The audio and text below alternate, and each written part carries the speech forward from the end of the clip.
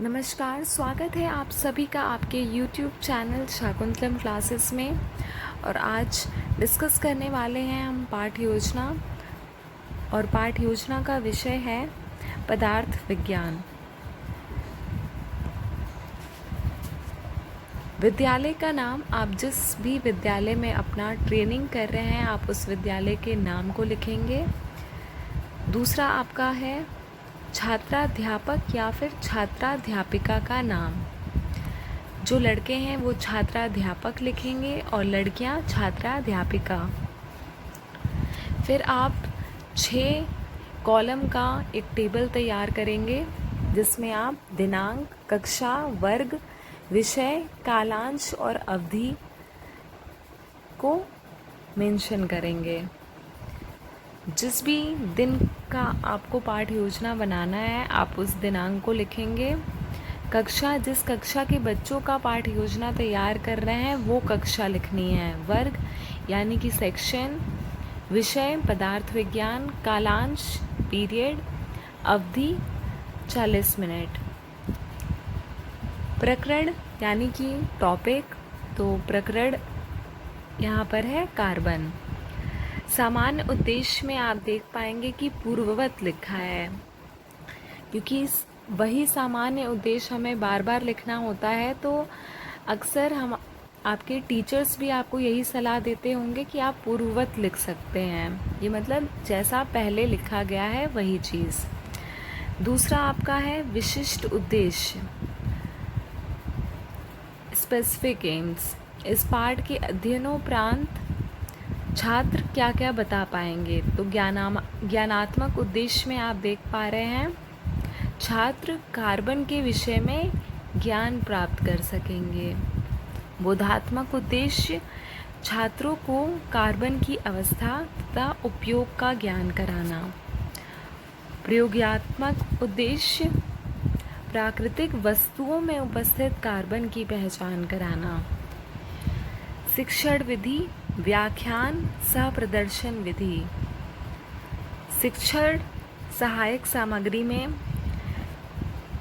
Carbon, चूना पत्थर, lamp, model आदि। जिस भी टीचिंग मटेरियल का आप प्रयोग करके इस चैप्टर को समझाना चाहते हैं वो सारी चीज़ें आप लिख सकते हैं। पूर्व ज्ञान, छात्रों को कार्बन के बारे में सामान्य जानकारी है।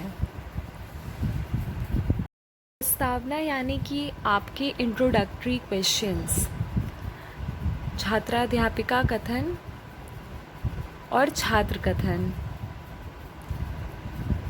छात्राध्यापिका कथन में आप अलग अलग तरह के प्रश्न पूछ सकते हैं। हम हमेशा सरल प्रश्न से शुरू करते हैं ताकि हमें बच्चे उत्तर दे पाएँ। तो यहाँ पे पहला प्रश्न लिखा है बच्चे ने, लैंप जलाने पर लैंप के शीशे पर क्या प्रभाव पड़ता है। तो बच्चे इसका आसानी से जवाब दे पाएंगे, लैंप का शीशा काला हो जाता है। हमें ये ध्यान रखना होगा कि हम किस कक्षा के बच्चों को पढ़ा रहे हैं। बच्चों को पढ़ाने के लिए हमें बच्चों के स्टैंडर्ड को ध्यान में रखते हुए, उनके लेवल को समझते हुए उसी तरीके के प्रश्न पूछने चाहिए ताकि वो आसानी से उत्तर दे पाएँ। हमें सभी बच्चों का ध्यान रखना है। हमें 1-2 बच्चों से उत्तर नहीं चाहिए, हमें सभी बच्चों से यहाँ उत्तर चाहिए। लकड़ी के जलने के पश्चात हमें क्या मिलता है। ये भी आंसर बच्चे बहुत आसानी से कर पाएंगे, राख या कोयला। तीसरा प्रश्न पूछा गया है, बस, ट्रक आदि वाहनों के चलने पर उनमें से क्या निकलता है। काला धुआं। काला धुआं किसका रूप है। अब यहाँ समस्यात्मक प्रश्न आ गया तो यहाँ बच्चे मौन रहेंगे। तो 4 से 5 आपके या फिर 3 प्रश्न भी आपके प्रस्तावना में ज़रूर होने चाहिए। उद्देश्य कथन पे आएंगे। ये सभी कार्बन के रूप हैं। छात्राओं, आज हम कार्बन से संबंधित विभिन्न प्रकार का अध्ययन करेंगे।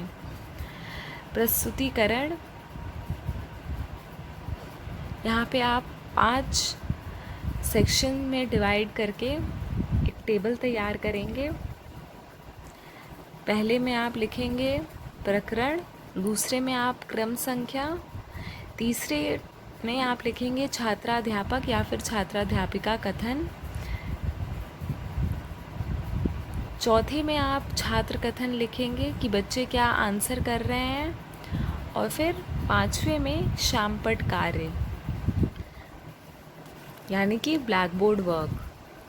तो पहला प्रश्न है, कार्बन क्या है, इसका प्रतीक क्या है। कार्बन एक तत्व है, इसका प्रतीक C है, मतलब इसे किस तरीके से डिनोट करते हैं, तो C से डिनोट करते हैं, तत्व कार्बन। दैनिक जीवन में प्रयुक्त कुछ पदार्थों के नाम बताइए। यहाँ कुछ पदार्थ किससे संबंधित है, जो जिनमें कार्बन हमें शामिल दिखता है। तो यहाँ पे आप देख पा रहे हैं पेंसिल, लकड़ी, रबर, टायर आदि। तीसरा प्रश्न है, कार्बन किन किन अवस्था में पाया जाता है। अब यहाँ पर बच्चे मौन हो जाएंगे, क्योंकि हो सकता है कुछ बच्चे आंसर कर पाएँ, लेकिन मैक्सिमम बच्चे, अधिकतर बच्चे नहीं कर पाएंगे। तो यहाँ पर आपको एक्सप्लेनेशन अपना शुरू करना है। कार्बन मुक्त अवस्था में हीरा तथा ग्रेफाइट की अवस्था में पाया जाता है तथा संयुक्त अवस्था में बहुत से रूप में पाया जाता है, जैसे चूना, पत्थर, टायर आदि। चौथा प्रश्न है, हीरा कार्बन की किस अवस्था का उदाहरण है। हीरा कार्बन की मुक्त अवस्था है। पांचवा प्रश्न है, चूना पत्थर कार्बन की किस अवस्था में पाया जाता है। कार्बन की संयुक्त अवस्था में। कार्बन की संयुक्त अवस्था के विभिन्न यौगिक कौन हैं। यहाँ पे फिर से बच्चे मौन हो जाएंगे, क्योंकि ये कठिन प्रश्न है। तो यहाँ पे छात्राध्यापक का ही कार्य है कि उसका स्पष्टीकरण करें या फिर उसका एक्सप्लेनेशन शुरू करें। कार्बन का ऑक्सीजन तथा कैल्शियम युक्त यौगिक कैल्शियम कार्बोनेट है। यह प्रकृति में चूना, पत्थर एवं संगमरमर के रूप में पाया जाता है। कार्बन हाइड्रोजन के साथ अलग अलग अनुपात में संयुक्त होकर हाइड्रोकार्बन बनाते हैं। प्राकृतिक गैस, पेट्रोल, डीजल, एलपीजी, मोम, पैराफिन्स आदि में कार्बन हाइड्रोजन के रूप में पाया जाता है। सातवां प्रश्न है, मनुष्य को ऊर्जा कैसे मिलती है।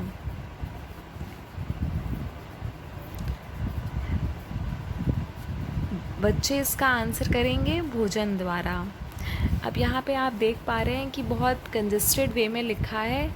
आप अपने पाठ योजना बनाते वक्त साफ सफाई का बहुत ध्यान रखेंगे कि एक लाइन आप छोड़ते हुए प्रश्नों को लिख सकते हैं। यहाँ पे मैं देख रही हूँ कि काफ़ी लंबा चौड़ा एक ही पाठ योजना में कर दिया है इन्होंने। तो आप अगर कोई एक विषय पे बना रहे हैं तो आप ज़रूरी नहीं है पूरे विषय को एक ही पाठ योजना में लिख लें, आप दूसरे पाठ योजना में भी उसे बना सकते हैं। भोजन के प्रमुख घटक क्या हैं? तो यहाँ पर बच्चे आपको आंसर करेंगे वसा, कार्बोहाइड्रेट। अगर आपने स्पष्टीकरण में बच्चों को बताया होगा तो बच्चे ज़रूर उसका उत्तर दे पाएंगे। यहाँ पे फिर 9वां प्रश्न है, वसा, कार्बोहाइड्रेट, प्रोटीन किसके यौगिक हैं? अब यहाँ पे इस चीज़ का एक्सप्लेनेशन नहीं हुआ है तो बच्चे मौन हो जाएंगे। स्पष्टीकरण दिया जा रहा है, कार्बन लगभग सभी भोज्य पदार्थों में उपस्थित होता है। भोजन में उपस्थित प्रमुख घटकों में कार्बन महत्वपूर्ण यौगिक है जिससे शरीर को कार्य करने के लिए ऊर्जा प्राप्त होती है। फिर आप बोधात्मक प्रश्न और शामपट सारांश पे आ जाएंगे। शामपट सारांश आपका एक प्रमुख अंग है पाठ योजना का, तो आप इसे ज़रूर अच्छे तरीके से किया करें। काले पेपर का इस्तेमाल करते हुए उस पर सिल्वर पेन का ही यूज़ करें ताकि वो अच्छे तरीके से टीचर को दिख सके। कार्बन किन किन अवस्थाओं में पाया जाता है? मुक्त अवस्था तथा संयुक्त अवस्था में। एलपीजी में कार्बन किस रूप में उपस्थित होता है? हाइड्रोजन के रूप में। ग्रेफाइट कार्बन की किस अवस्था का उदाहरण है? मुक्त अवस्था। निरीक्षण कार्य, यहाँ पे जो छात्राध्यापक होता है वो घूम घूम कर बच्चों के